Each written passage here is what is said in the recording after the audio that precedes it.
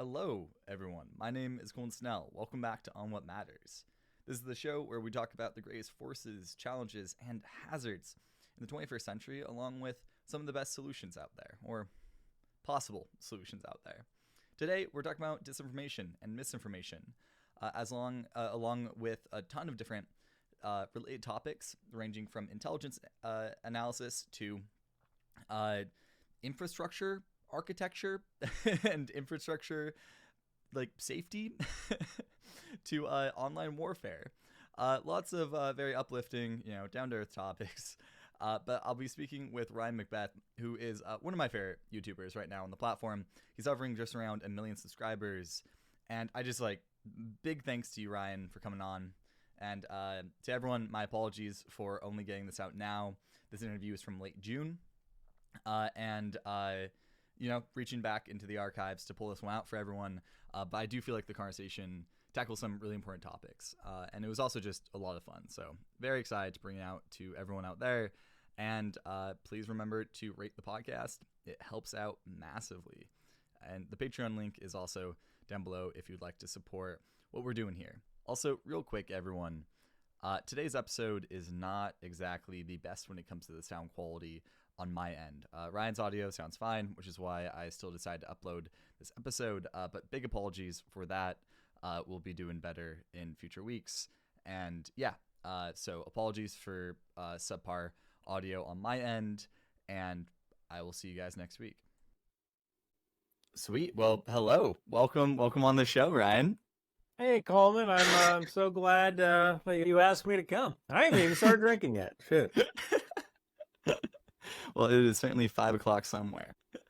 But thank you for coming on. And can you give us a quick breakdown of who you are, what you do, and why you think it's important? Absolutely. You don't mind if I smoke, do you? Not at all. Not at all. All right. So my name is Ryan McBeth. I'm a software engineer and cybersecurity guy. And I also work for a private intelligence company called Velocity, where we find bad guys that need to be found. And right now I spend a lot of time on YouTube finding people who are spreading disinformation online, giving out cybersecurity tips, and also explaining just in general how the military works. I'm a 20-year veteran of the military, 11 Bravo infantry, did that for 20 years, mainly heavy weapons, sort of like, hey, drive down this road, we want to see who blows you up kind of thing. And now I'm a full-time YouTuber, and I do Substack, and I teach people how to remain safe online as well as fight disinformation. Yeah, that promotion of internet literacy seems like it's not just helping to create more people who are aware of that, which helps kind of nullify the gray zone conflict challenges of the 21st century, but it's also really, really fascinating stuff that you do. Speaking of a fascinating situation that's developing right now, I didn't catch your whole video before we started that you just uploaded today about the Iranian, was it president or prime minister going missing? It's the president. Iran is kind of weird. They have powers. Yeah. So they have the president, and then they have the supreme leader, and those are two totally different people. And really, the supreme leader's in charge. Yeah. So actually, this is the kind of the bad thing about YouTube, but it's on my Substack, where actually the president of Iran was visiting a dam near Azerbaijan, and they decided to fly back, and his helicopter crashed.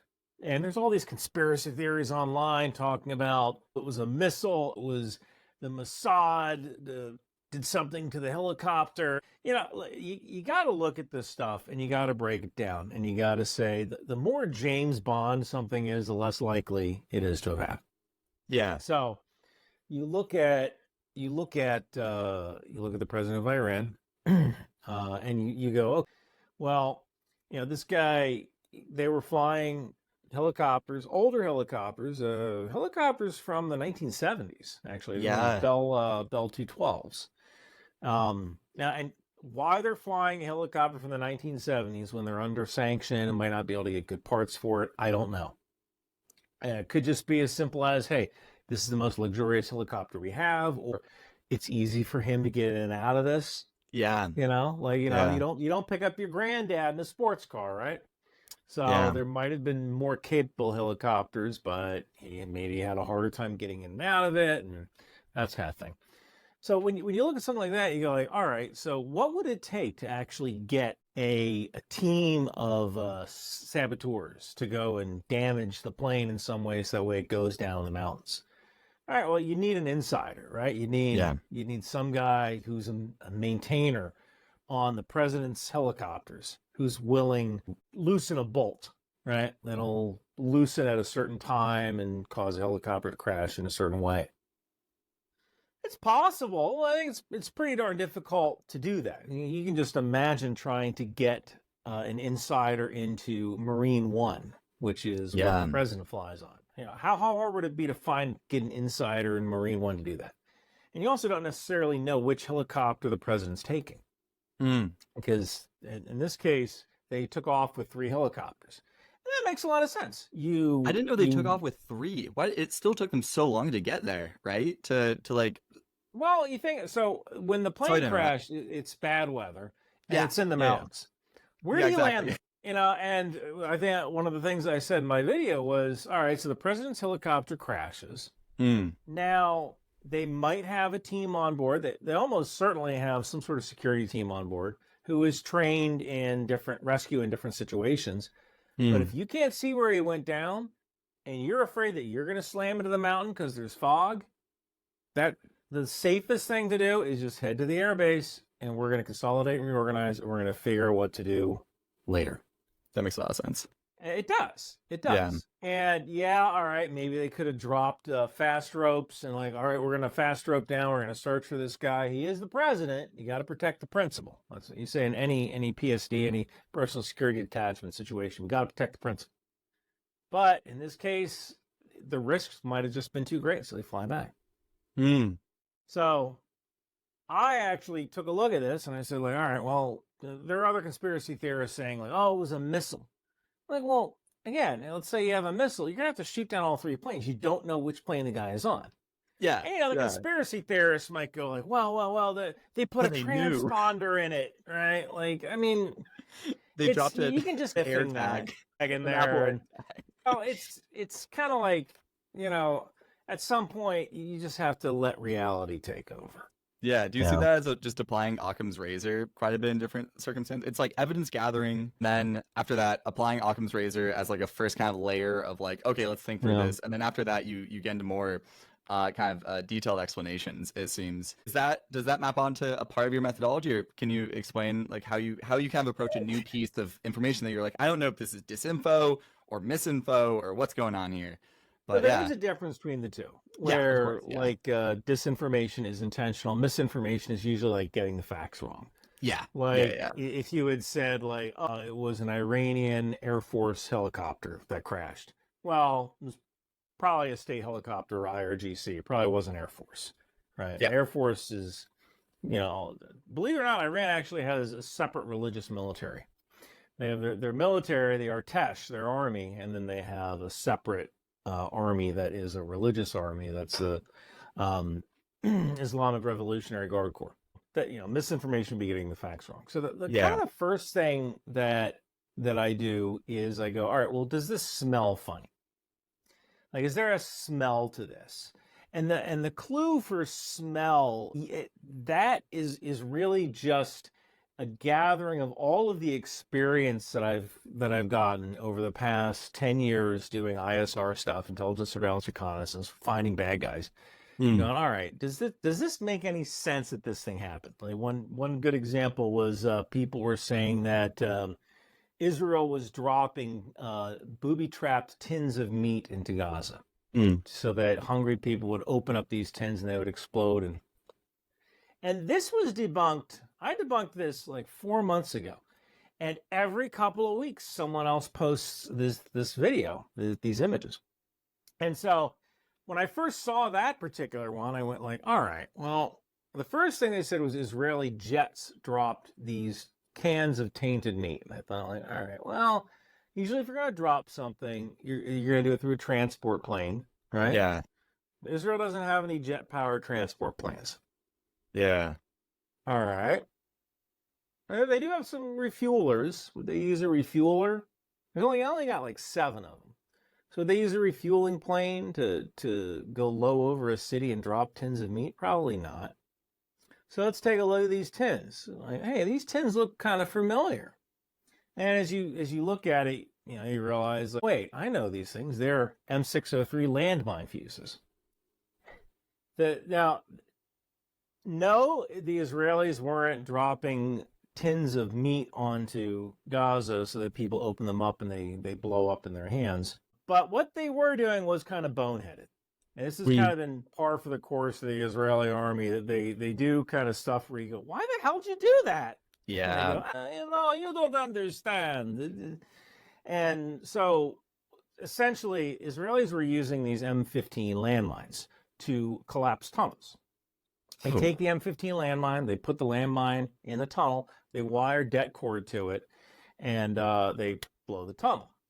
And so you're taking these landmines out of their shipping boxes. What's in the shipping box? Here's the fuse for the landmine, which you don't need because you're using det cord. Oh, you just discard it. So they just throw it on the ground. So now there's a pile of these cans.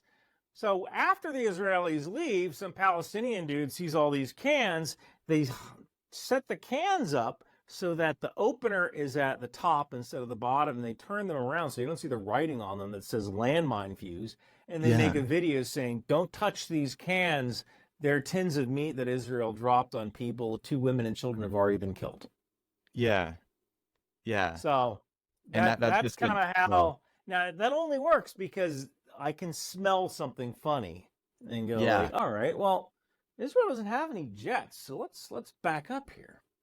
Yeah. I remember this was something with the reports of like white phosphorus like early on. I remember sitting down everything with was white phosphorus. Yeah, everything exactly. became white phosphorus.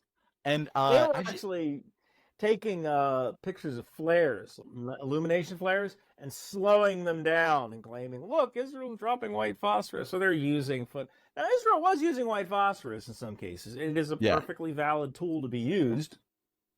But if someone says, this is white phosphorus, look, like, no, it's not.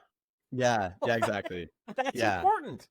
Yeah, there's extremely, extremely important critiques of the situation without like leaning on like misinfo or disinfo, right? And I feel like there's this kind of the sense of like the sense that like sometimes it's okay for disinfo or misinfo to like not be like looked at if it if it fits into like an existing kind of like position or like an otherwise valid like position. That I think is, and I don't think this is an explicit belief. I just think this is something that gets baked into a lot of people's navigation and stuff online, right? Where it's like, okay, I'll pick my battles, I'll lean it, like I'll check to see if this thing that I disagree with is true or not, but I'm not gonna do the same for something I agree with, or that like furthers like a worldview that I think is important, or like etc. Do you ever find examples of that with your own work, where like there's a piece of information where you see it as something that like fits into an existing like worldview or narrative that like you hold, but you like still like go in and like get your hands dirty, jump in the arena, right? And figure out whether or not it's like disinfo or not. Like I do that for perfect. The biggest criteria, like I don't care. Like I've had Israelis threaten to leave my Substack because I've said stuff, and I'm like, oh, dude, this is the truth. Like you can like it or not. But if you don't want the truth, go someplace else. I hate to be that mean about it, but there was I was recently on the Brian Callen podcast, and I made some Israelis mad because I said Israel's plan is said like it'll be okay. Like, no, man, you need a freaking plan. And I actually, what's funny is that I've tried to contact the Israeli Air Force, the IAF. And I've asked them, like, look, can you walk me through your targeting process? Right? Like, because I know what we do, and I've talked with liaison guys who are like, this is how the Israelis do things. I'm getting that information secondhand. I've never done weaponeering and targeting. I just found the guys, and then I give that information to my client, and my client decides what to do with that. And actually, Israel, I've written them, and they've written back. We perform our targeting according to the standards of international law. And that is a non-answer if I've ever heard. Yeah, that's a And I've had people write me and go like, how, I used to be Israeli intelligence. Let me tell you how they do it. And I go, hold on there, bub. I'm going to stop you right there. Number one, you either have classified information, which I'm not allowed to hear, or number two, you don't know what you're talking about. So it's one of those two things, right? I don't know why there's balloons coming. Yeah, me neither. It's one of those two things, and both of those are equally bad. Yeah. When the Israeli Air Force wants to let me know what's going on, they got my number. Mm. And until then, I got to call it like I see it. And this kind of went back to what's called NCV, non-combatant casualty cutoff, where it certainly feels like the Israeli Air Force has a higher NCV. So in the U.S. Army, we have this thing called non-combatant casualty cutoff value, where we go, okay, Daddy El Badi, his NCV is 5, meaning we're allowed to kill up to 5 civilians. If we find Daddy El Badi, we can drop a bomb on him as long as we're only killing up to 5. Yeah. 99% of the time, our NCV is 0. No NCV. We're not allowed to kill any civilians. And if Daddy El Badi has 6 civilians around him, then we got to go up the chain. Sometimes all the way to the president. Be like, hey, we found Daddy El Badi. Can we drop a bomb on him? There's 6 people around him. Okay, do it. So now, how the Israelis handle that, I don't know, but it doesn't really seem like they take that into account that much. Are they dropping leaflets on people telling them to leave? Absolutely. Are they trying not to? Are they not directly targeting civilians? Absolutely. But if some get in the way, that's war. Yeah. Right? So they have a higher threshold of NCV, and some people don't like to hear that. Yeah. When it comes to the United States, NCV violations that we've had, is it fairly likely from your experience that such violations would actually get punished in a military court or something like that? So the JAGs do pretty well. You'll nail someone to the freaking wall. Because it's all everybody sees what's going on. That's another thing that I've talked about. There was an Israeli drone that was following these 4 dudes, and it just schwacks them. And my argument to that was, look, if you have a drone, an armed drone, which is a brigade or higher level asset, so now you're talking about you got at least a full colonel who's watching this Directly, feed. If you're tasking a brigade level armed drone to following 4 guys, they're up to no good. Yeah. And I could tell they waited until those 4 dudes are out in the middle of nowhere, and that's when they start firing missiles at them. So even though those guys might not have been armed, they certainly could have been terrorists. Or you look at in a command center. You walk into a command center. Nobody, I guarantee you're more likely to be holding a ham sandwich than a rifle if you're sitting in a command center. But all even of the those Marines who train, they do small arms trainings for even desk people, right? Everyone knows how to use a weapon. Just because you're in that room in the command center doesn't mean you have a weapon you're ready to defend yourself. Exactly. Those people are all lawful targets. Right? Yeah. They're all lawful targets sitting in a command center, and they can't fight back. So those people could have been someone in the chain of command that was not walking with a weapon and was like, all right, I'm just going to pretend like I'm just some dude. Well, that's just some dude is Daddy El Badi, and that's when they get hit. And I defended Israel like crazy because I look at that and go, if they tasked a brigade level asset, those guys are doing something wrong. They're following those guys. They got signals intelligence on those guys. Take them out.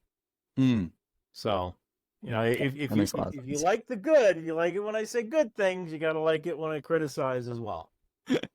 Absolutely. Yeah, and I do appreciate the commitment to checking disinformation regardless of how it maps onto existing views, because otherwise you're not really you're not really accomplishing the goal of promoting clear thinking online, right? And it really seems like your audience, you've grown rapidly this year, right? It's when did you go full time as a YouTuber and Substack person? I went full time in this time last year, in May of last year. So that's wow! Congratulations! That's a worthy anniversary. But how have you been? I guess how have you been dealing with the popularity online? And just the massive fan base, I'm sure it's feels really, really rewarding, and just is is it? I just would love to pick your brain on that. how I've been dealing with the popularity. Yeah, I mean, yeah, and it's just how, okay. yeah, It is kind of weird, like being like I'm 48 years old, and like I have people like who want to meet me, and I was actually just at an event in New Jersey. They asked me to come to a baseball game, like as a celebrity, right? Sit with the mm, owner, and the owner introduced me to people or whatever. You know, like okay, you know, I can do that. It is weird getting recognized in an airport. You know, like we're just on at the supermarket at IKEA. You know, this one guy was like following me around IKEA. I carry a gun. You know, this guy's following me around IKEA. I'm like, oh great, I'm gonna get into a freaking gun battle in the middle of IKEA, right? 'Cause there's a lot of people out there who like want to kill me too, right? mm, Like because they mm. don't like what I said.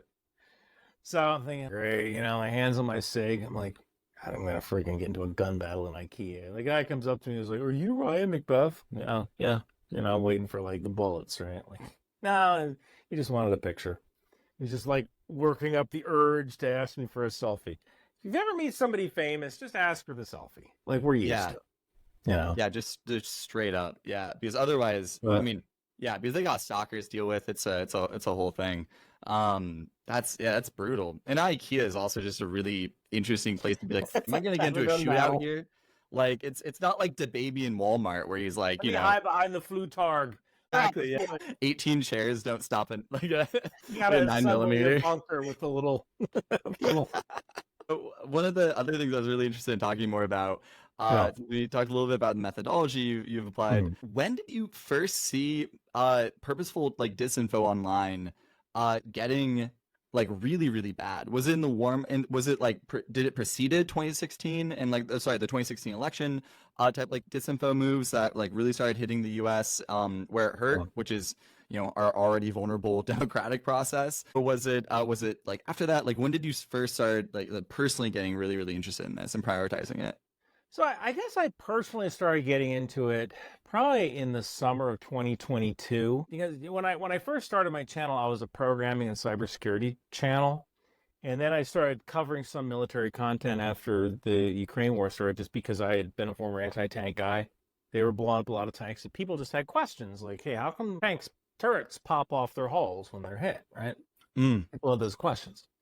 And so I started doing like half military content, half cybersecurity. Now it's probably like 90% military and intelligence content, 10% cybersecurity and programming.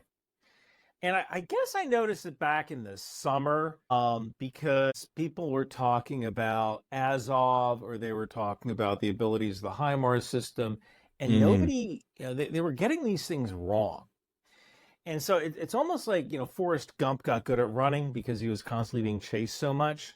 I got mm. good at discovering disinformation because I was constantly encountering disinformation, and people were writing these saying, Ryan, is this true? Ryan, is this true? So over Yeah, the next 2 years, like I kind of become this disinformation guy yeah. because I am encountering it constantly Mm, online and then when the war in Gaza happens, now it goes into overdrive because you already have people who are emotionally invested in the conflict yeah, of one way or the course. other. And I will tell you this, out of everything I've seen, all the videos I've done, every single video I have done about encountering misinformation Mm, has been from the Palestinian side, with the exception of free. mm, I can count on one hand how many times Israelis or pro-Israeli people put out disinformation. mm.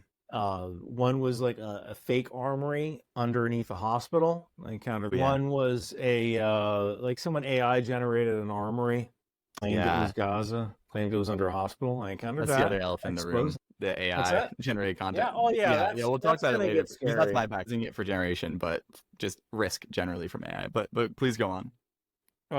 So there was that. There was a guy showed a picture of a guy showed a picture of an F-15 shooting down a drone and claimed it was from April 14th when Iran Mm. attacked. And I'm like, that happened at night. You're not going to have a. And plus, this is a video game. So there was that. And I can't remember the third thing, but it was probably pretty bad. Oh, that's So, but wild. Yeah. literally everything else I've done has been on the Palestinian side, and that's because either there are people with very surface level knowledge of the content, very surface level knowledge of the conflict, Yeah. or it's people who are intentionally putting out disinformation because they consider this a domain of warfare. Yeah. And Yeah. if I've said that, land is a domain of warfare. It's been a domain of warfare for 100,000 years, ever since somebody got a stick and said, I'm going to stab this dude with this stick. Right? Yeah. That's when we said land. Okay, land is a domain of warfare. And then around Peloponnesian War, we said, okay, we started having battles on the ocean. And by World War I, we're having battles in the air. And you would also say space is a domain of warfare, right? Yeah. Anybody can say cyber isn't a domain of warfare. And now information is a domain of warfare. And the objective of information warfare is to get your adversary to stop supporting their government or to stop supporting whatever cause. Yeah. Which the U.S.'s vulnerabilities here are fully on display, right? It's we have within. freedom of speech. Yeah. Yeah. So if information war is a domain of warfare, why are we not killing these people? Yeah.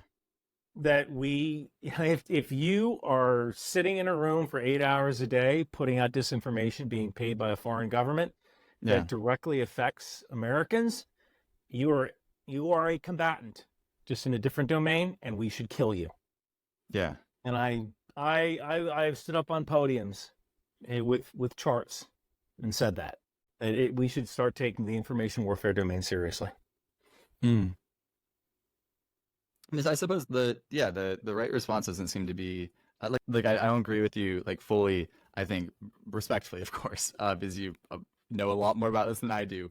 But the right response surely isn't just like combating their disinfo with our own, right? It's like we don't want to that just makes a less stable like adversary in a way that isn't actually potentially good in the case of especially Russia with a nuclear stockpile and an ailing Putin. Russia being more unstable potentially creates a nuclear crisis, in addition to the existing worries around the nuclear veil being lifted in Ukraine with tactical bombs being used. So let's talk about that. What does that look like? Let's do it. Sorry? What is it? You tell me. So people like to say, what if Russia nukes blank? Yeah. So Russia went through a revolution where they went from communism to democracy, and their nuclear warheads were fine. They were able to keep a handle on all their nuclear weapons. So when someone says, what if Russia nukes Ukraine? You tell me, what does that mean? What does that look like? Yeah, so does it look like destroying Kyiv? Does it look like firing a weapon at New York City? I think it would be more likely for tactical, substantially for any of the audience members, like at home who don't have their categories of nuclear weapon on standby. Probably a low yield or series of low yield weapons being applied in order to I don't know, as like almost a scare tactic of some kind, because as I know you've known in videos of yours, the Russian strategy of just like bombing and bombing and bombing and just straight yield of force and show of force as like a main way to just kind of like out bomb your enemy could potentially get in jeopardy as the military source supplies and stockpiles continue to kind of start drying up for Russia. So assuming that their manufacturing doesn't like massively boom and the Ukraine war continues as the brutal, terrible onslaught it has been, I think at a certain point of like worry, that nuclear veil might get lifted as a attempted scare tactic. But I'm not an expert in this whatsoever, but that's just like one plausible scenario in my book. What do you think? So there's essentially in Russia, or in Ukraine, I should say, there's two reasons to use a tactical nuclear weapon. Yeah. And in one case, or two use cases. There's actually maybe 5 use cases today in order to use a nuclear weapon. And those 5 uses would be to create a breach in enemy lines, to stop an enemy attack, to destroy an aircraft carrier, to destroy an underground bunker or command center. The fifth thing would be to stop an amphibious invasion or river crossing. So those are essentially the 5 reasons you would use a tactical nuclear weapon. Now, in Russia's case, they might use a tactical nuclear weapon if Ukraine somehow broke through their lines and they need to stop that drive and the Russian army is collapsing, that would be a use case. It'd probably be delivered by a Su-34, probably be a gravity bomb, small yield, low yield gravity bomb set for airburst to destroy as many troops as possible. So it could be that. Or Russia could theoretically use a nuclear weapon to blow a hole through Ukrainian lines. You set it for airburst, so there's very little radioactive fallout. Set it for airburst, and then you run division all of your armor, all of your people through that. And that's what Russia used to practice. They used to practice that specific tactic. Now, do you see either of those things as a realistic possibility? No. I see this.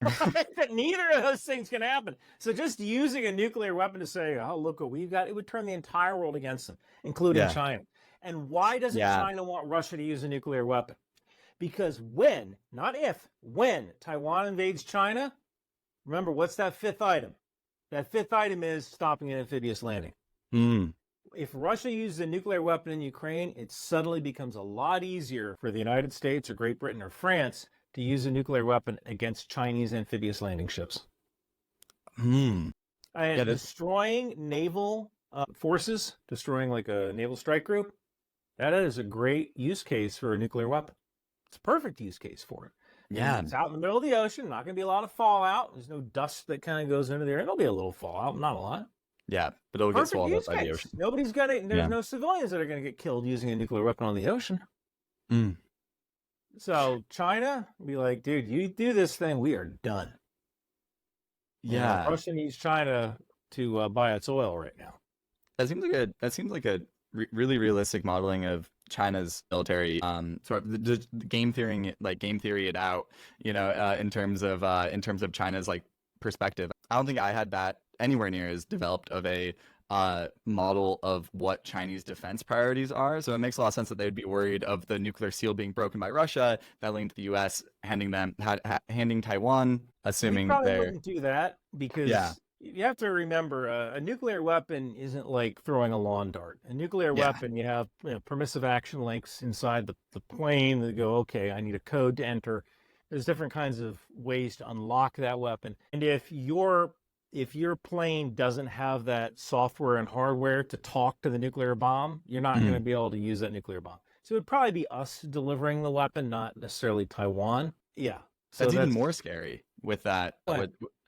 Just in the sense of, it's a great way to have a kickstart to a great power conflict that, luckily the last, 3 times in world history where nuclear weapons were very close to being used, someone got in the way before they were used. So from a psychology of existential risk and global catastrophic risk, background, it's not entirely clear if the conditions under which a human will actually press that button after going through the chain of command at various levels. It's not quite clear how realistic that is, right? For a city destroyer, but a bomb being used by the United States on China would, I think, signify a great period of struggle and humanitarian crisis for the world over, especially at a time when we need, this is a hot take with an AI risk, but we need to be able to work with China and the broader international community to de-escalate the rapid march towards super intelligent AI systems that are their own can of worms, right? Coordination between states seems really, really important, and the survivability of the international order, right, which of course is tremendously backsliding, also kind of needs to be rebuilt for us to do that well. So I think that's why I'm would be particularly concerned about a great power conflict. One of the many reasons beyond the humanitarian costs as well. But what do you think? Well, when it comes to AI, we are in an AI arms race with China right now, and if we lose, we're dead. If we lose, we're dead. And the fact is that China's always got to do what's best for China. Yeah, and it's not in China's best interest to sign any kind of treaty which will hobble their ability to use artificial intelligence. Look, you do AI stuff. I work for an AI company, the Aeromed Lab. We deliver whole blood to wounded soldiers via AI-powered drone. I know a little bit about AI, and one of the things that I've said is that we could. It's not just AI at the strategic level, which is useful. One example of AI at the strategic level would be, what an operations order is, op order? No, No. I don't. All What's the right. hop order? So whenever you're planning a mission, could be anything. Could be a company commander says, "All right, we're going to go take this hill." So the company commander writes up something called an op order, operations Mm. order. So typically, an operations order has 5 paragraphs: situation, mission, execution, service and support, command and signal. Sometimes you have a 6th annex called civilians. Okay. So, wouldn't it be great if the commander could just say, all right, my mission is this, my execution is this. Execution is how you perform the mission. So just write the mission, the execution, and the AI, it already knows the battlefield situation. It already knows the subordinate units. It already knows the radio frequencies you're going to be using over the next couple of days. It already knows all that other stuff, so it just fills all that in. So now Yeah. you've taken a task that takes 3 hours, and now you've turned it into a task that takes a half hour. So now you're ahead of the curve. Mm. So that's AI kind of on the operational level, or at the strategic level. Imagine using it at the strategic level to do a similar thing. Yeah. You know, Yeah. like we want to take this province. All right, what are all the threats in the province? Give me a list of that. What are all the units that I can call on to do whatever? What are the units I can call on to do fires? Mm. AI at the tactical level could be as simple as using AI on the thermal cameras in our tanks and our Bradleys to look for bad guys. Because AI doesn't get tired, but human drivers do. And Yeah. so human driver starts getting tired. You have AI that's constantly looking at the thermal signatures. And I got to tell you, if you have a thermal signature of a tank, AI is pretty good at identifying that. It's fairly consistent. The really funny coincidence here is my first project ever that was like extracurricular really that involved any sort of catastrophic risk was I wanted to start and made some progress towards it before being 16 kind of killing it, a autonomous drone system for detecting forest fires early on as just like an automatic way to help combat the like horrible rates of forest fires we were already seeing. And I think this was 2015, 2016. So it's really funny that's kind of come full circle now where it's like, oh, there's like this application of thermal detection using AI systems in a variety of contexts, right? But please go on. That's just like a weird coincidence. That's right. So yeah, you could set up AI inside a tank, and every time you see an enemy vehicle, you can highlight that vehicle and go like, hey, this is probably a bad guy. You should probably look at this. Now, when it comes to using AI to actually kill, we already do that. We've been doing that since 1982, I think, with the Aegis system on Navy destroyers. What was the Aegis system? Aegis is a Aegis. It's on U.S. Navy cruisers and destroyers. And this is a networked, essentially a supercomputer. An Aegis destroyer is a supercomputer that floats. And the Aegis system looks at all of the air threats in the air domain and can coordinate between ships. So it sees a bunch of missiles coming in, and it'll connect with the other ships and go, okay, you go after these missiles, I'll go after these missiles, you go after these missiles, and it'll start launching missiles. So we were, over the past couple of months in the Red Sea, we were essentially floating in the Red Sea and the Gulf of Aden farming XP, shooting down Houthi missiles. It was the Aegis system. We just click a button, turn the Aegis system on, it's fully automated. Wow. The Patriot missile system, that's a killer robot. We've had that since the 1980s. You turn the Patriot missile system on, it decides, now you can turn this off, but it decides how to engage, whether it's going to do shoot, look, shoot, whether it's going to do salvo, whether it's going to do some kind of ripple fire. The computer decides that when it comes to the best odds of servicing that target. So we've had killer robots for years. What's one more? Are we upset? Oh, we're going to put one on land and it'll just be a better decider between a farmer and a guy with a rifle, a farmer with a shotgun that's not a target, and a guy with a rifle. I mean, humans make that mistake now. Yeah, we're really indecisive. We're bad you're looking at someone through night vision. You're like, is that a farmer with a shotgun? Look, if I see some farmer with a shotgun, he's just doing his thing. He's no threat to me. He just wants to protect his sheep from wolves, right? Yeah. But if that guy is in a weird posture and his rifle's pointing down, farmer with a shotgun on his back, dude, I'm not worried about that guy. So, but AI can probably tell that pretty well, and it doesn't get tired.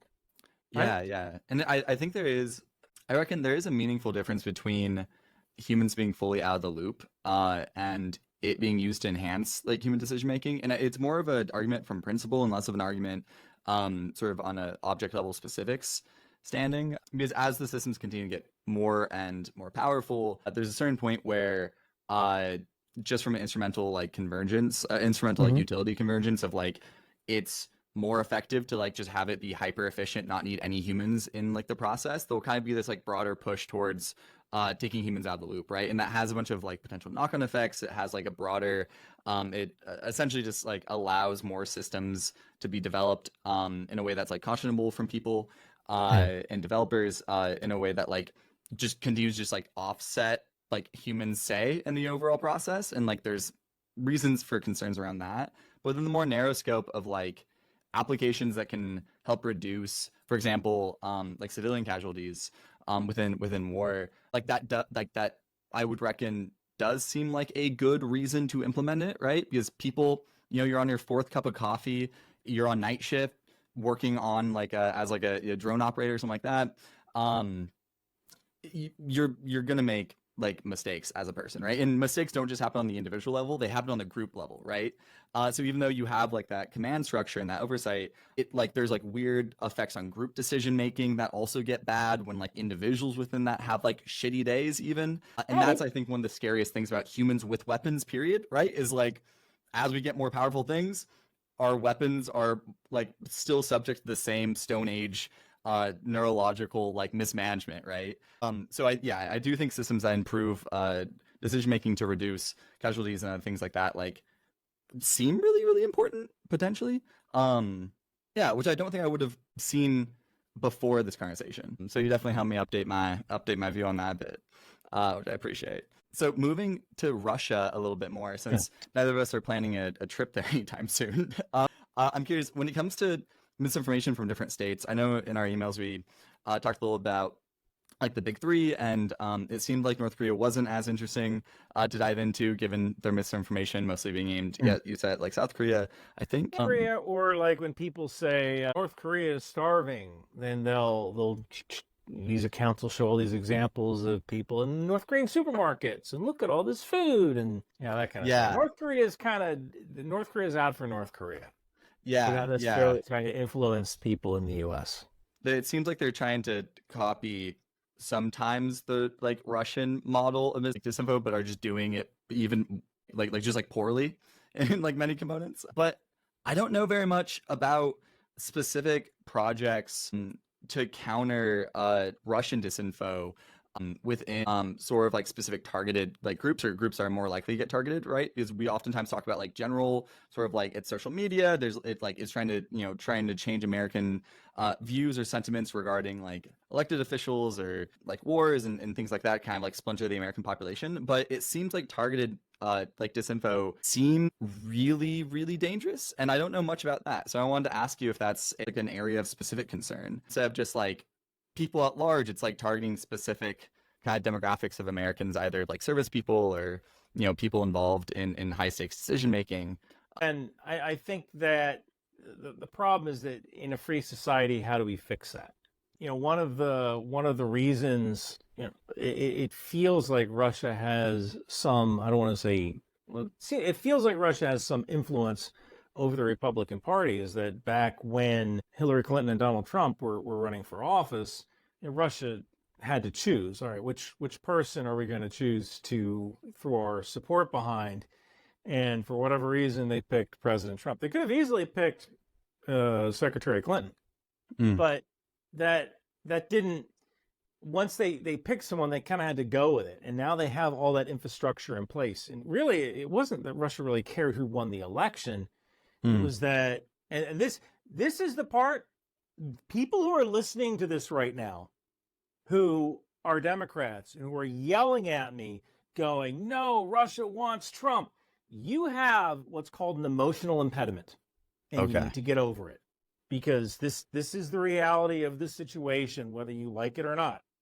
Russia could have picked one of two things, and they didn't care necessarily about who got elected. What they wanted was to be able to influence the election. Mm. Could we influence the election? And It for was like a whatever test reason, case. they chose Trump. All Mm. right, let's go down this path with him. And now all that infrastructure is in place. And this happens actually with Democrats as well. They're influenced by China. Oh, how Democrats are influenced by China? Well, China has been very smart operating at the local level, especially when it comes to mining. So you have a guy who lives in Nebraska, and he doesn't want this new rare earth mine to open up in his neighborhood because he doesn't want the trucks rumbling down the street, or he doesn't want a pipeline put in and it ruins the environment or ruins his view. So if you're China, you might go to that guy under the guise of being a political action committee and hand that guy a check for $5,000 and say, organize a bunch of people to shut down this mine. China doesn't Oh, want us to mine our own stuff. And yeah. so Democrats who are environmentalists or who just don't want a freaking mine in their backyard, they are influenced by China in order to do things like shut down mines or shut down pipelines. China does not want America to be energy secure. China does not want America to mine its own rare earth metals. And there is no plan to stop this. There is zero plan to stop. It's tough to stop a plan like this because in America we have freedom of speech, and even lies are freedom of speech. I reckon one of the this could just be like a angle of confirmation bias, so please Mhm. take this with a grain of salt. But one of the big ideas I'm a strong proponent of Mhm. trying to get out there within like global risk research is the concept of like societal health, trying to improve certain oftentimes it comes down to like civic as well as like social safety net type improvements to help make a society less fragile to any shocks to the system, right? Whether it's purposeful or on accident. And there's good reason to look at the history of collapses within societies. There are certain things where it's like if you have a lot of unemployed people, especially a lot of unemployed like veterans, or particularly like inequality, extreme inequality tends to be a really bad marker for societal well-being.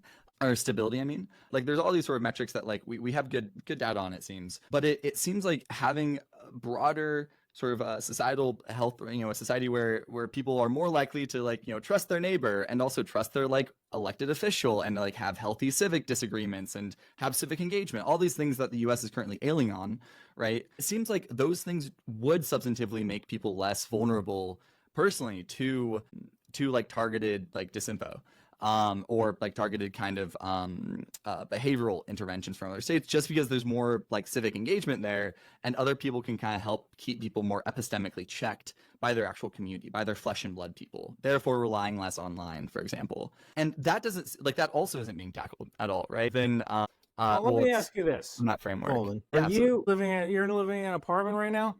I am. Yeah, What are your neighbors? What are their names on your left and your right? What are their names? I don't know my neighbors' names. I know All the right. Well, upstairs my neighbors. neighbor over there is John, and my neighbor over there is Margaret and Bill. Bill and Margaret, John. Nice. So that's where it starts. Yeah. Yeah. We're online too much. Yeah. And the fact that you don't know your neighbors, if you're ever in trouble, like it used to be, yeah, you can go to our neighbors. When I first moved into this place, I actually went to my neighbors and like, hey, my name's Ryan. I'm moving in right here. I got the Tesla. Introduce yourself, right? And it's really hard to get angry at your neighbors when you've been over their house for a barbecue and you've been over there for dinner. But now that we're terminally online, it's really easy to get angry at people that you've never met 100%. online. Yeah. So get to know your neighbors. That's kind of where it starts. Yeah. Like opportunities for sort of continued neighborly like exchanges seems important too, like both in terms of spaces as well as and sort of like a culture of that, right? Especially within like a college atmosphere, right? Like I'm the only undergrad who lives in this like building of like graduate students mostly, so they're just like they cycle through, right? I've been here for a couple of years, but when I first moved in, I like reached out and like knew them and stuff, but when new people moved in, didn't keep putting the effort in, right? But yeah, I do think that that's where kind of the initial like web of like social support comes from, right? Is just people interacting with people as people, and it's something that seems neglected across that we as individuals can help fix. And we also, I think, tend to see oftentimes like university years as some of the, I would argue, some of the best years of like people's like lives, because it's one of the few areas where that like social net is there, like it's built into like an institution's like programming for the students, right? You have orientation week, you have you have clubs, you have classes together, but there's just like this more healthy web of like someone who knows someone who knows someone, and you make friends through that. Yeah, and it seems like with more and more of those kind of interactions, whether it's like people engaging in like sort of traditional like religious practices that bring them into a community like in flesh and blood, like week in, week out, or like adults doing like sports, or like clubs or whatever. It just seems like this like dearth of those sort of things continuing to like die off is terrible. It's terrible for everything, but especially flourishing, and in turn, it makes more people who are likely to get like hijacked by like algorithms, right? And sometimes disinfo campaigns. Yeah, we need people who like want to work together, who want to meet each other. Yeah. So, I mean, think about this. What I've said, TikTok is a cyber weapon. TikTok is a weapon system. All right. Tell me about that. And if you have, so let's say you want to shut down the Beltway, the Washington D.C. Yeah. Beltway. Man, which you is have this you have a ring bone to road. pick with the Beltway, it seems. Yeah, well, hate the freaking Beltway, but it's this traffic. It's pretty bad. I live right by the Beltway. So the Beltway is this ring road that surrounds Washington, D.C. So if I wanted to shut down traffic on the Beltway, the old way I might do it is I might use a cruise missile and blow up a bridge. Yeah. Right? Now, when you buy a drill, do you buy a drill because you want a drill, or do you buy a drill because you want a hole? Mm. You buy Yeah, a the drill latter. because you want a Yeah. hole. You buy Yeah. a drill because I like this drill. Like, no, you buy it to make holes. So really, a weapon, you don't buy a weapon for the sake of buying a weapon. You buy the weapon for the weapon's effects. And the weapon's Yeah. effects are shut down the bridge. So if you can use a cyber weapon that can cause people to go and shut down a bridge, Yeah. you destroy that bridge the same way you would have with a missile, although the bridge is still standing, and now you have plausible deniability. But you've had the same effect. You've had the same exact effect as destroying that bridge, with the exception of, all right, well, if you destroyed it in real life, you'd still have to rebuild it. But you have the added effect of you didn't destroy a bridge, now America's going to bomb you. But if you use people, and this is why I say we need kinetic effects against disinformation actors. Yeah. If you shut down a bridge, if you create a campaign if you're a foreign actor that creates a campaign that shuts down a bridge, how is that different than using a missile to destroy that bridge? Other than we don't have to rebuild the bridge. If you used a missile to destroy that bridge, what would we do? We would kill you. Yeah. We would kill you. Yeah, the U.S. Why aren't we killing these people?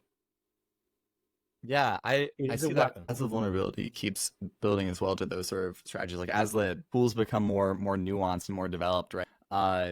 It will get progressively harder to, I think, track what nation states are particularly responsible for that. But yeah, I feel like in terms of like proving what like state actors are thoroughly responsible for something, how realistic do you see that as like being able to draw that line between like X event and these actors? We know it's not Belize, right? Yeah, that's true. Yeah. Sure.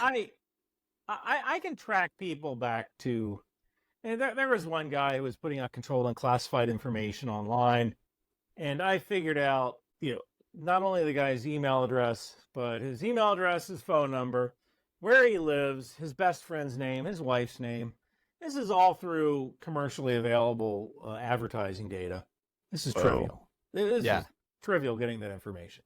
So I can get this about this guy. We know the disinformation centers that are coming out of China. You can just look at their hiring. I mean, how do you get hired at one of these places? Well, you respond to an ad. There's an address in that ad.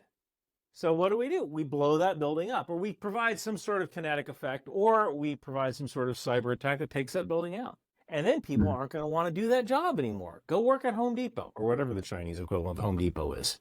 Yeah. You don't have to do this. Stay out of our country. Yeah.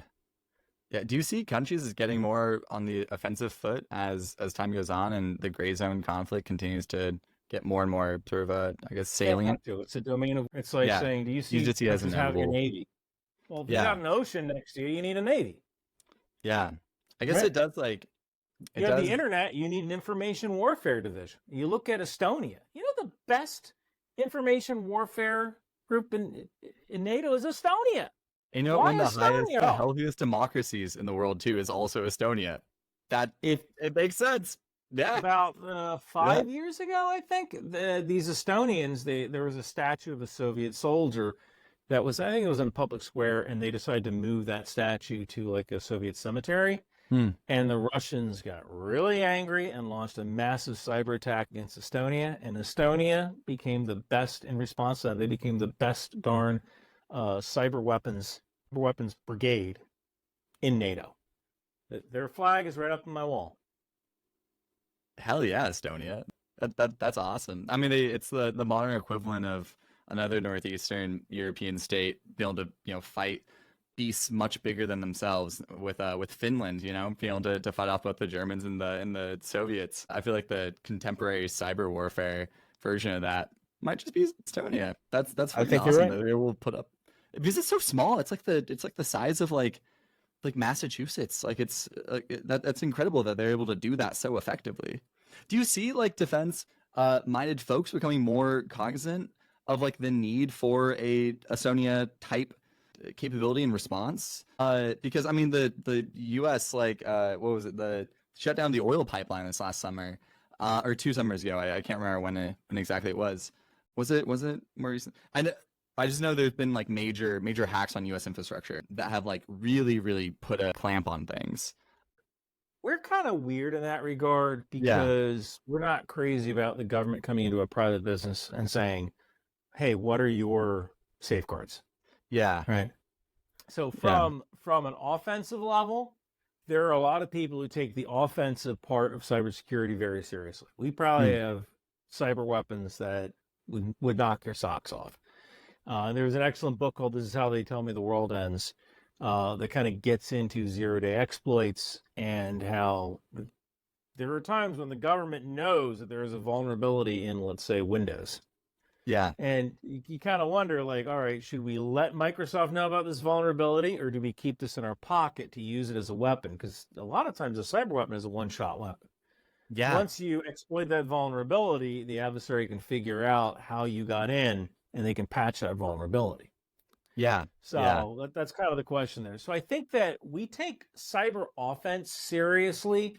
Hmm. Cyber defense, a lot of times, is left to individual companies. I mean, I look Yeah. at my house, I have one internet connected device in my house other than my computer, and that is I do have an Alexa, and I actually have certain things turned off on that, so it can only go out over one port, and it's only doing one thing. It's a timer. Say, Alexa, Hmm. set a timer for 30 seconds, because it's a lot easier to shout that than use my Then do dirty, it. meat covered hand to touch the microwaves. Also, my So, Alexa just set a timer.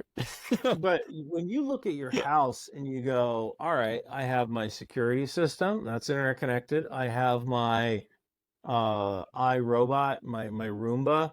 I have my Peloton bike. I have my internet enabled coffee maker. I have my internet enabled light switch. I have my smart TV. I guarantee you that when someone develops a smart light plug, cybersecurity is the last thing on their mind. So what Alexa, does that become? turn off. Sorry, it got a timer set. What does that become? That becomes an attack vector, right? Mm.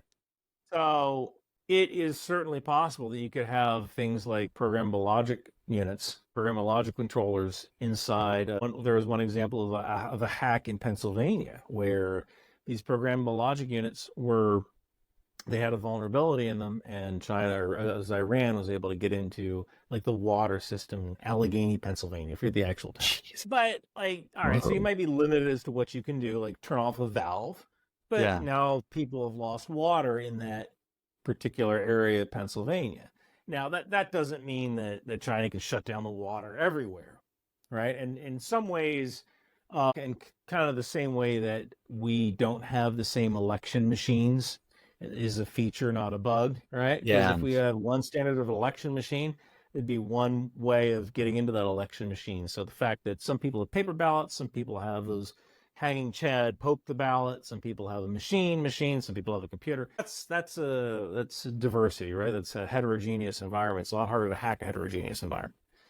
But I think that the predominance of heterogeneous environment when it comes to things like logic controllers that are internet enabled that control physical devices on industrial networks. That's a vulnerability in the sense that there's so many of them that some get Yeah. hacked, but in a way that's a good thing because there's so many of them that you're going to have to get an exploit for every single one.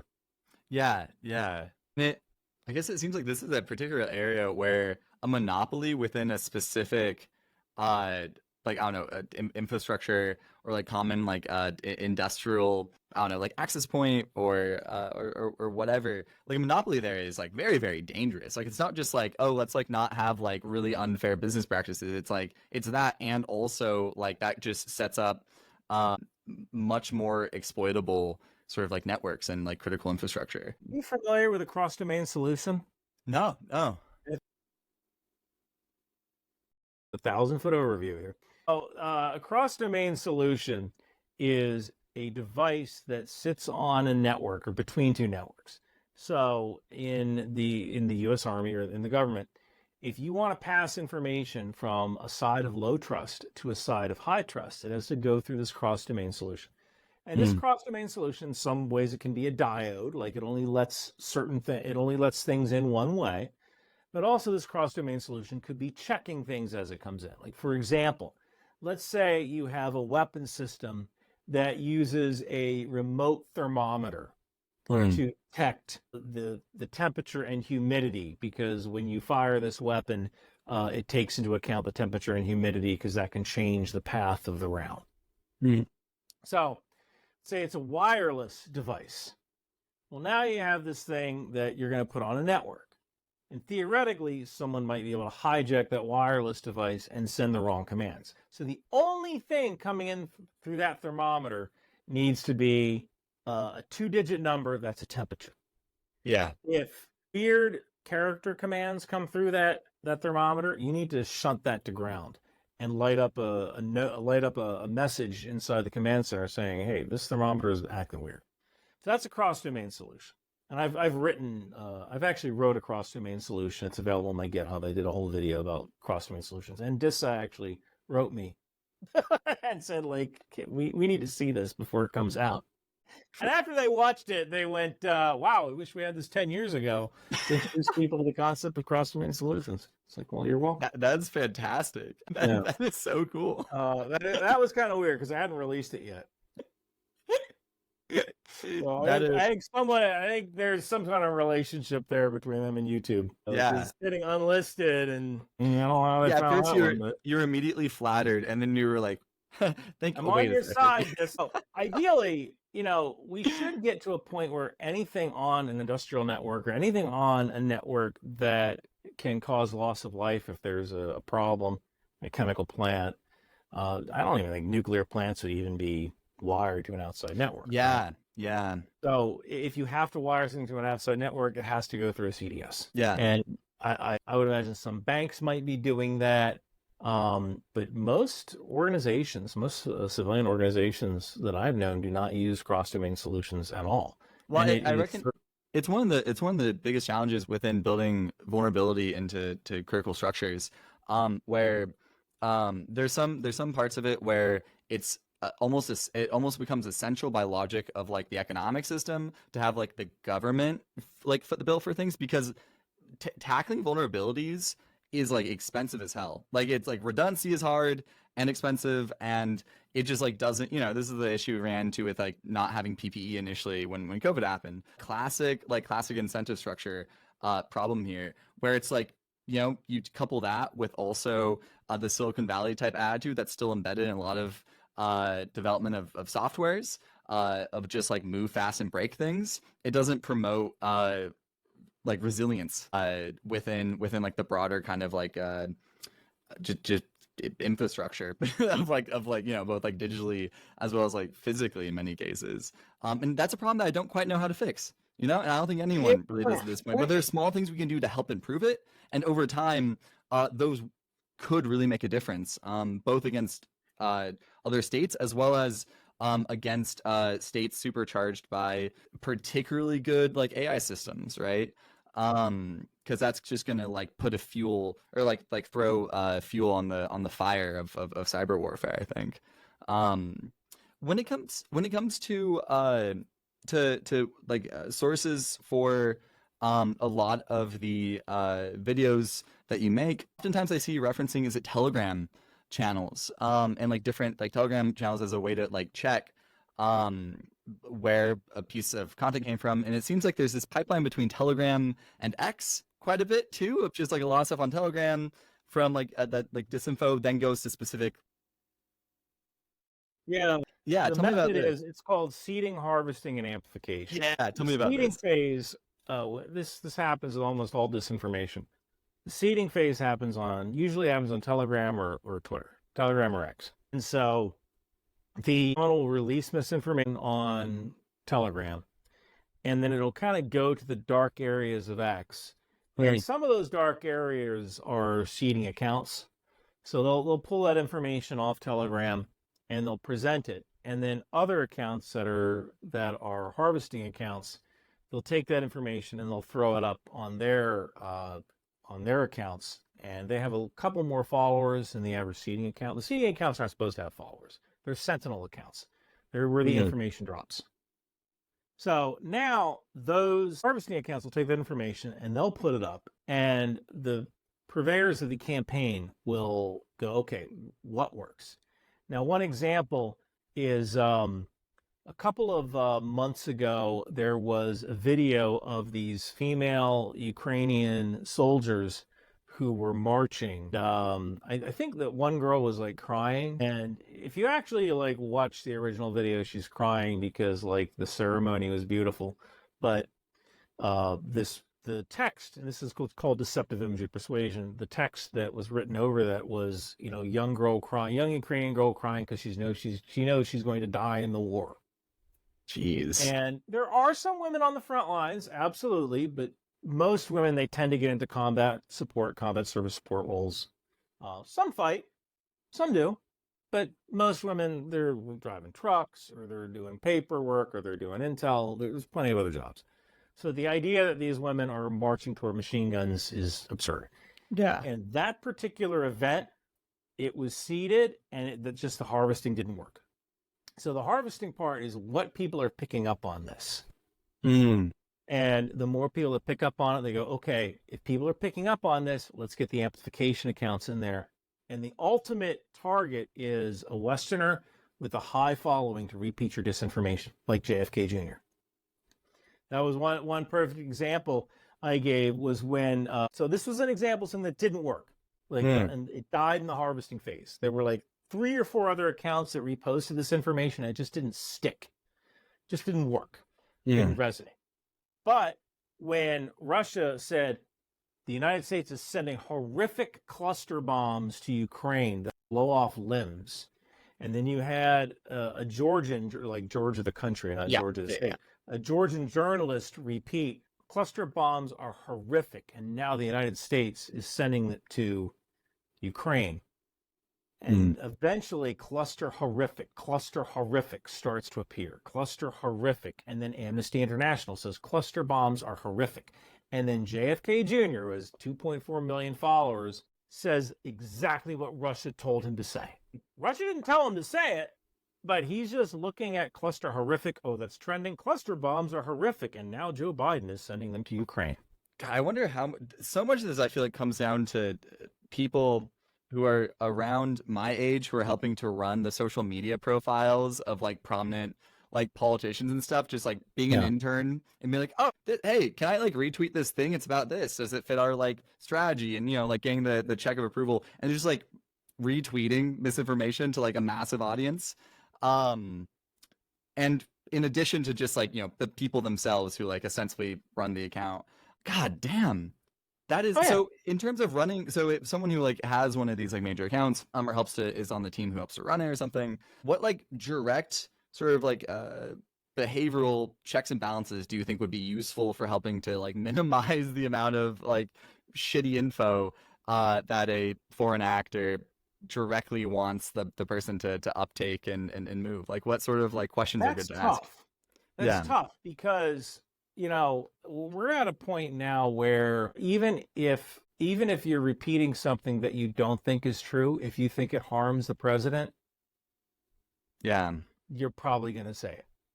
There was a case a couple of days ago. The video actually got demonetized because YouTube, where this one guy on Twitter, he was a Democratic political operative. This guy, he lived in Missouri, and in his particular state, they were debating on ending child marriage. And in this state, you could get married at 16.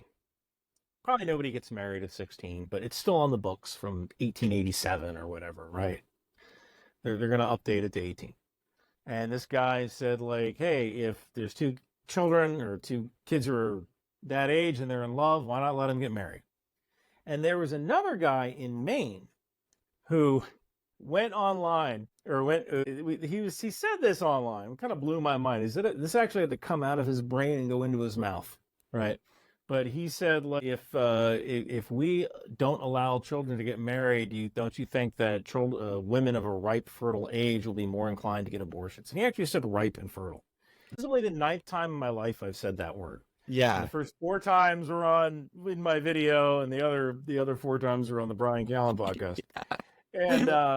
And what this one operative did was, since these two people kind of look alike, he kind of took the words that guy said and put them in the mouth of the legislator from his state and said, that this politician said that he believes that marrying a ripe, fertile 12-year-old girl is his right. Now, that's a lie. That guy lied. But if you are a staunch Democrat and now, look, I don't see anybody really supporting child marriage, right? Like, I don't know why it's not 18. It's not freaking 1850, right? Yeah, exactly. Yeah. But supporting raising the marriage age to 18 is probably a good thing, right? Yeah. I think everyone can kind of get on board. No one's like, no. Yeah. In a couple of cases, we have a 16-year-old who got pregnant by a 17-year-old boyfriend, and they want to get married. And, that's probably... I'm sure that can be handled by a judge on a case-by-case basis, right? Yeah. But the fact that there are people who hate their political adversary, so much they're willing to lie and not really think about it. If you are one of those Twitter people for JFK Jr. And you think there's something that's going to hurt the president and help your candidate, all right, it might not be true, but so what? Let's go with it. Yeah. And where's the disadvantage? You might get a community note post that says, cluster bombs are used by multiple countries. Yeah, there's no like sufficient consequence. And it's just like no consequence to it. I think that there's like the space for more kind of clout given to fact checkers, and that process somehow being built in like a commercially viable way to like X and other like major platforms where a lot of these very insincere messages are sent out, quite dastardly messages are shared. It seems like that sort of fact checking could be built in a way that's more robust, but I haven't seen any implementations of it yet that really seem to get at the problem enough to be continuously viable. Have you seen any good like potential sort of like solutions here or attempts? Because I know Twitter has like is it Twitter that has the check, or is it YouTube that has community notes? I think Facebook has like a check feature, but I'm actually not on Facebook. Like my agent runs Facebook, so I have no idea what's going on Facebook. But the one thing you could do is, and I've talked about this before, is that when it comes to imagery, you can vectorize imagery, and you can use cosine analysis to go up. So not to scare away your viewers here, but when you upload an image, you can translate that into a vector map. And if you're not technical, a vector map is basically a description of the picture, the map. Mm-hmm. So if you have 2 pictures that are exactly the same, the vector map will be exactly the same. If you have 2 pictures that are the same, but there's some text on it, the vector map will be the same, or similar enough that you can confidently say it's the same picture. So what you could do is whenever someone uploads a picture, you take that, you throw it into a database, you vectorize it, and now you have that forever. And when someone uploads that same picture 6 months from now and claims something, you can immediately say, this picture first appeared on the internet on this date. Yeah. I said that Twitter could help stop disinformation with this method in 2 sprints, essentially 4 weeks. 2 development cycles, Twitter could stop disinformation using deceptive imagery persuasion in 2 weeks. So, and they won't do that because it increases engagement, right? Yeah. Again, that thing that I talked about, the cans of meat, that's still popping up. 4 months later, it's still popping up, and Twitter could shut that down like that. And you can use AI to say, hey, this text is similar to other texts that people have posted about this. Maybe we should flag this. Yeah, So that's one of the solutions I was like that kind of came to mind initially of just like, yeah, you can just like have systems that check for similar wording, or like similar sort of like commonly substituted wording that you like find out of like specific like bot mills and stuff. But that I think only tackles like really one part of this sort of like the 3-step process you were talking about earlier. Yeah. What were you thinking?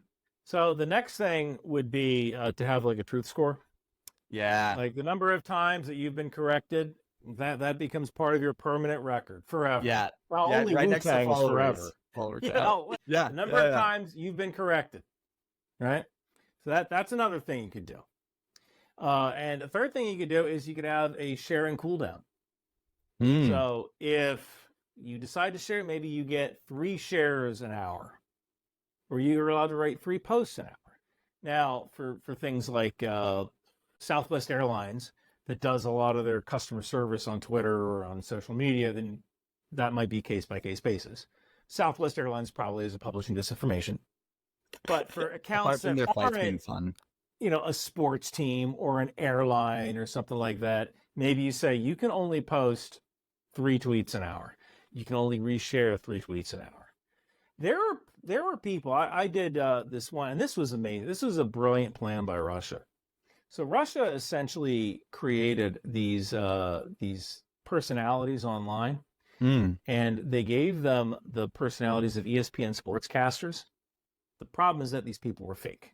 They were not real. They claimed they had an ESPN radio show, and so their content was mostly like sports content.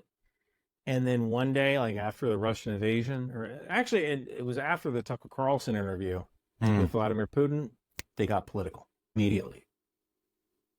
And had these massive followers. And so like their names were like Eric Shun, ESPN, or Jazzy Lynn Rose, ESPN, you know, and they claim, I have a radio show on ESPN.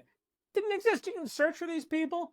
They don't have a LinkedIn. They're not on the ESPN website. There's no history. I called the Disney company and was like, can you tell me if these people work for you? And they said, well, we're not going to give that information out. I said, okay, well, I'm still Ryan McBeth.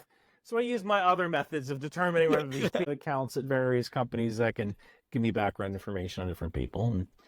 And you know, these people didn't exist. Jesus. So, you know, that was an incredible tactic to kind of get into people's heads by being a popular sports commentator. Yeah. And you might think like, well, I've never heard their radio show, but it says they have a radio show. Yeah, there's a lot of ESPN casters, right? Makes sense to slip in with something that already has the sort of parasocial relationship, right, as a broader organization. Yeah, how much have deepfakes been popping up in your sort of just in your recommended things to take a look at from viewers? The first episode of the season was talked a lot about deepfakes. Yeah. So it seems like people are primarily using deepfakes for pornography or for entertainment. Like here's the Pope in a puffy coat, right? Yeah. Yeah, I think the people want to see they're kind of funny. What's kind of scary to me is that we have the technology right now to show like President Trump crying in court. Yep. We could do that. We could do that today. Yeah. Create a deepfake of President Trump crying in court. I mean, there were the photos of him with, what was it, like Black Americans to try to that someone was putting out there to try to foster Trump support among the Black community. Yeah. It's just what? It's yeah, but the unsophisticated attempts at it are the ones that I think get caught most easily, which means that at this point there are probably ones that are slipping by the radar, or security. But there's enough legacy content to kind of there's enough legacy content so that you don't really need deep fakes necessarily to push your agenda. The only deep fake or the only real AI generated misinformation that I've seen recently was this guy who posted a thing saying this armory was found under a Hamas hospital. And like looking at the guns, like the guns didn't make any sense. You don't attach guns directly to a stone wall. You want a gun to rust? If you want rust, that's how you get rust. But the average person who's never fired a gun, who's never owned a rifle, or who's never stored a rifle, they might think, oh, this is how you hang guns. You hang them vertically on, horizontally on the wall, right next to stone, where they're gonna suck in all the moisture and rust. Famously, right? basements are never damp. Yeah, if you're gonna store a gun in a underneath the hospital, you put that in a crate with desiccant and you put oil all over it. That way, it's it doesn't rust. Yeah, yeah, And you don't store like mortar bombs on the wall as well. Like it's just stupid. yeah. So that's really been the only genuine AI that I've seen that generated something bad. And usually, like a lot of the AI won't generate military equipment. Yeah. Some will.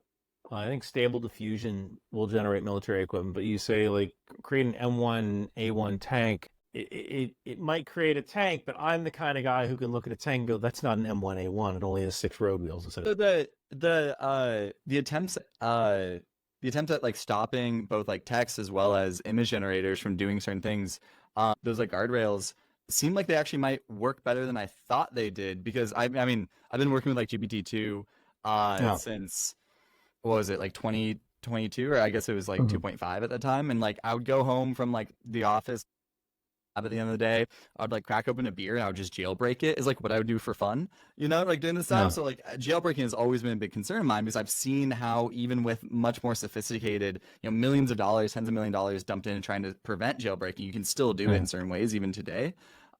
With exploits like, I keep private and report to the company for good reason. So I just always thought that like the jailbreaking, just modified versions of different like systems, if you have an API key, for example, and things like that, could be leveraged to just like still basically anything you wanted to. But it sounds like to a developed eye, it increases likelihood of those images being inaccurate in specific ways. There's no way. Important. Yeah. There's no way in heck that you could render an M1A1 accurately per sprocket.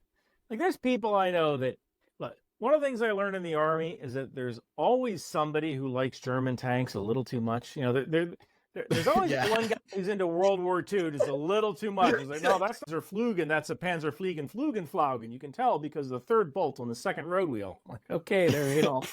Maybe you ought to put down the history book there. AI is not very good at generating that third bolt on the fourth road wheel. It's good at generating an approximation. At least for now. But one of the things that I had to do, I made a video about after that Iranian missile attack on Israel. I use an AI generating tool called Adobe Firefly to generate some of my thumbnails. Sometimes, not all the time, but if I can't find the right clip art or the right stock photo, I'll use AI depending on whether I can do that or not. And I couldn't get it to create Iranian rockets being launched. So I wanted like a mullah, and there's a rocket lifting off in front of the mullah, and I just couldn't do that. But if I changed the word rocket to pickle, and so like that was my thumbnail for my YouTube video, were these pickles being launched at Israel. I very clearly remember it being launched at Israel, but not rockets. And that's when people started doing AI of like Israel responding, shooting peanuts. So I guess the guardrails do work to an extent. And one thing that can kind of help is that, when AI generates something, let's say AI generates a face. Well, I already have access to facial recognition software. And just about everybody has been online at some point. Yeah. So maybe it wouldn't work that well in sub-Saharan Africa. But like people in Gaza, this is actually, one major problem we have is that people take footage from Syria or Iraq and they say, this is Gaza, look at this is Gaza. And the average person, they can't tell the dialect of Arabic they're speaking. Yeah. Or they go like, wait a minute, those trees aren't in Gaza. Yeah. It comes down to things as simple as like grass, or as in depth as like grasses, as you said earlier, like linguistics and like also just like building and architecture styles, it's like it gets really to the nitty gritty, right? You have to be a domain expert at a certain point to like identify any of those, right? And not let it pass the gut check, that all of us have running all the time. And Yeah. if you have that cognitive bias toward, one actor or the other, Yeah. you might look at that picture and go, "My God, it could be like an AI generated person of a grandfather who is bleeding to death in a street." So someone AI generated that. Well, I could take that grandfather and I could do facial recognition on And him see if he and go, pops up. he doesn't Yeah. exist. This person doesn't exist.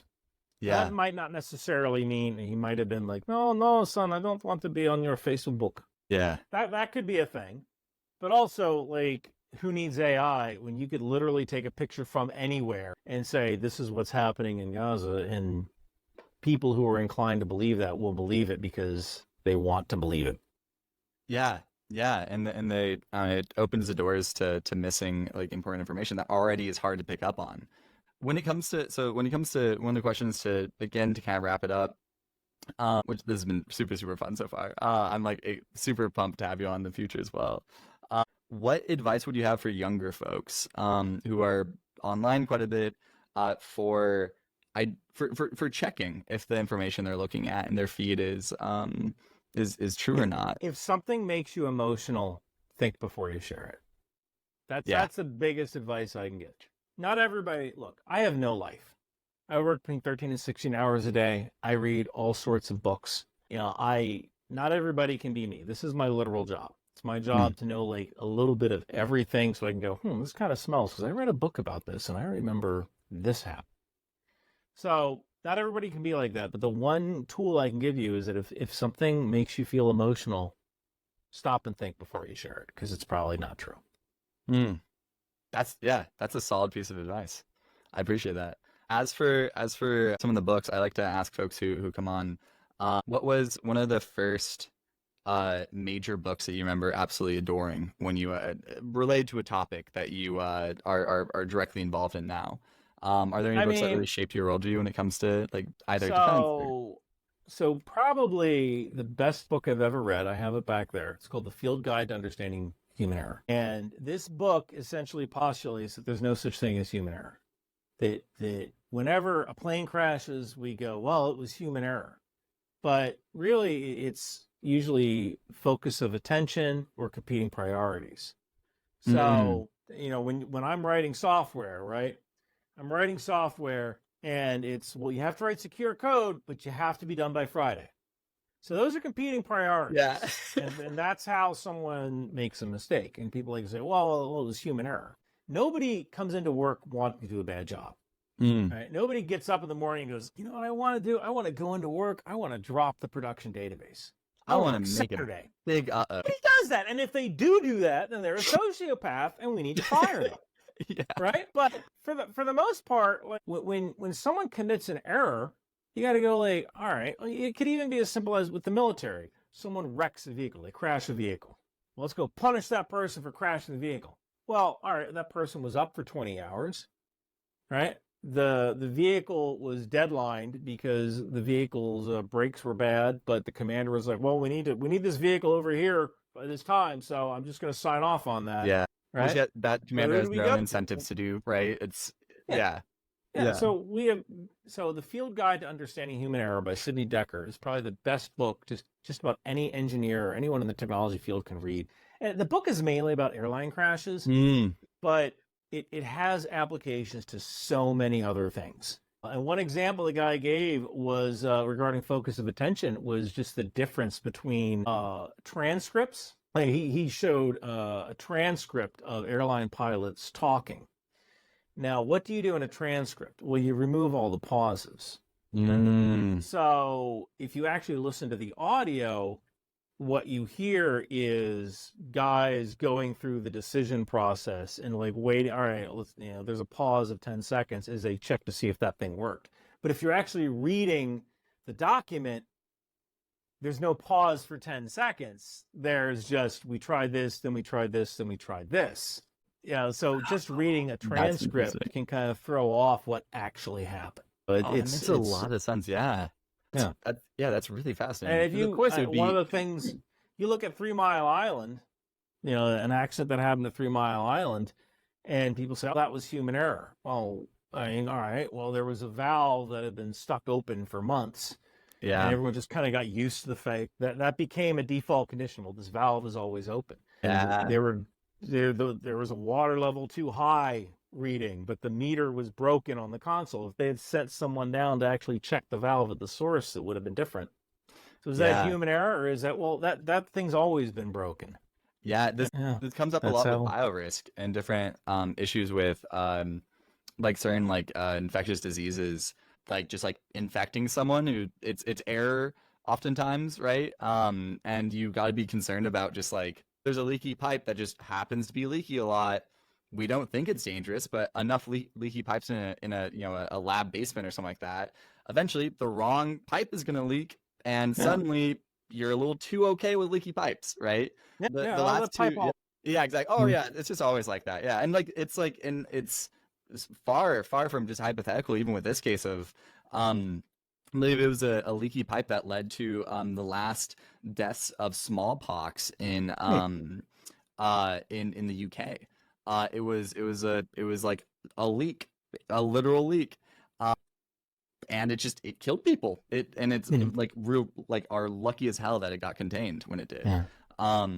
And it's just like these sort of errors just happen, right? And as our technology gets more and more developed, and as capability rises, the impact of us mismanaging that, oftentimes from incentive structures and just giving people time to like really check and make sure, and like good heuristics for decision making and clear Yeah. guidelines that they're actually held to, and all of that sort of stuff, they become ever more important.